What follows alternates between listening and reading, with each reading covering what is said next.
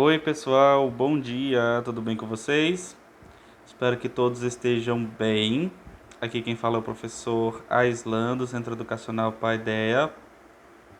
E hoje, nossa videoaula falando sobre a nossa última avaliação, atividade avaliativa remota desse ano. Olha que legal. Esse bimestre, quarto bimestre, a gente falou um pouco sobre cada um deles, mas a gente focou mesmo no tipo dissertativo, argumentativo de textos, não foi? E para a gente trabalhar um gênero textual dentro desse tipo, a gente focou ainda mais em um gênero bem específico, que é a carta do leitor, tá bom?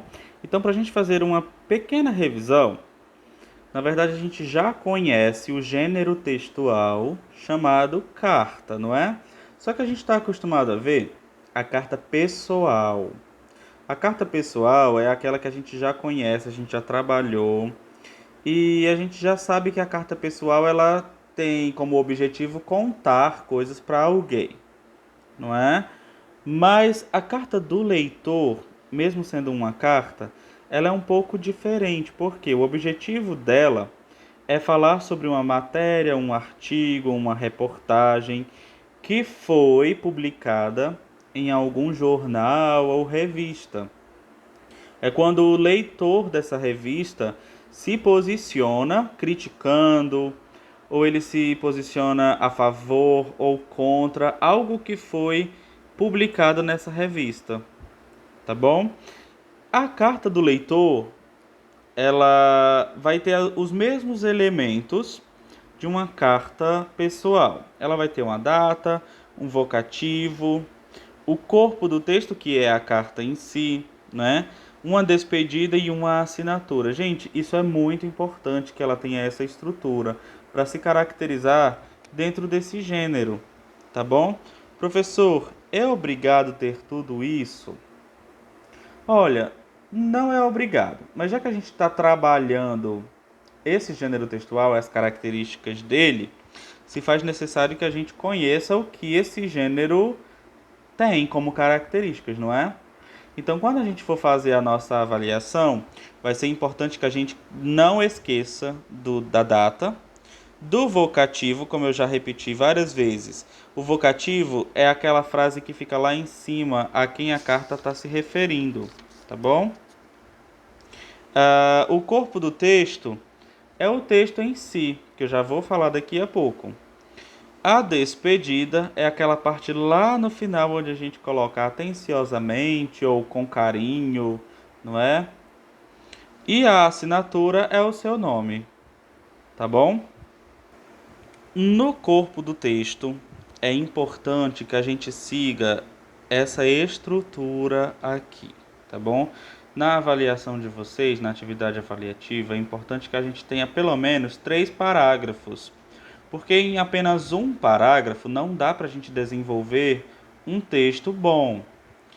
A gente vai ficar com um texto muito resumido, muito pequeno, e colocando o texto nessa estrutura, a gente consegue desenvolver uma boa introdução, um bom desenvolvimento e uma boa conclusão, né? Então, na introdução, é o primeiro parágrafo do corpo do texto, vocês vão fazer uma apresentação de sobre o que vocês vão falar. Vocês vão dizer o nome da matéria a qual vocês se referem, não é? Qual é o tema geral dessa matéria. No desenvolvimento é onde a gente vai desenvolver os argumentos, criticando, elogiando, ou se posicionando contra ou a favor do que foi falado no texto. Nesse desenvolvimento, a gente pode colocar, citar partes do texto entre aspas, não é? Mencionando que o autor do texto falou isso ou falou aquilo, tá bom? A gente pode se referir ao texto, a uma parte que a gente concordou e exemplificar com partes do texto. Isso também é importante. Aqui a gente pode fazer isso em 1 ou 2 parágrafos, tá bom? Ou até mais, se quiser. Mas como a gente não precisa que seja tão grande, pode ser em 1 ou 2 parágrafos. E por fim, a conclusão, que pode conter a nossa opinião. Lembrando que o texto, mesmo sendo algo mais pessoal, como remete a uma carta, a gente está trabalhando um texto dissertativo argumentativo. Então a gente vai trabalhar as argumentações de forma sem dizer eu acho isso ou eu acho aquilo. A gente vai sempre tentar ser impessoal, tá bom? No caso da nossa atividade avaliativa, o que vocês vão fazer é justamente uma carta do leitor, tá bom? Onde a gente tem aqui um texto que eu enviei, que é uma matéria de um jornal, ok? Aqui tem falando direitinho, ó. Leia o trecho do artigo jornalístico da BBC. BBC ou BBC é o nome de um jornal, tá? Destaque os principais pontos que o façam concordar ou discordar do que foi colocado pelo ou pela autor ou autora, tá bom? A gente vai refazer aquele exercício onde a gente vai primeiro ler o texto, ler uma, ler duas, ler 3 vezes, se necessário, e a gente vai destacar os pontos que nós consideramos mais importantes desse texto. Mesmo que a gente coloque isso como porque nós somos a favor ou porque nós somos contra, tá bom? Como é que a gente destaca esses pontos?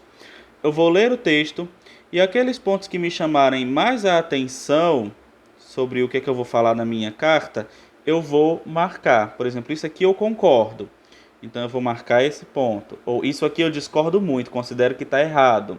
Então eu vou lá e marco, passo um marca-texto ou sublinho, de alguma forma eu destaco essa frase ou esse parágrafo do texto. Tá bom? Depois a gente vai produzir uma carta do leitor. Aí, ó, vocês vão ler esse texto, destacar esses pontos, tá bom? Depois, lá no final, a gente vai produzir uma carta do leitor. Aqui, a gente tem um total de 20 linhas. Esse é o máximo, tá bom? Não precisa passar disso, mas também nada de fazer uma carta de apenas 5 linhas.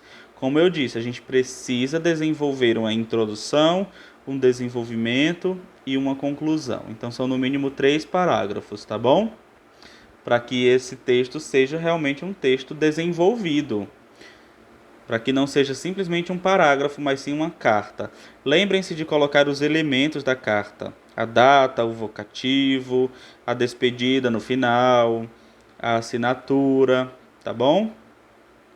E lembrando mais uma vez, ó, caneta azul ou preta, letra legível, e vamos tentar fazer sem rasuras. Se precisar passar o corretivo aqui ou ali porque errou uma letra, tudo bem, mas vamos tentar evitar, tá bom?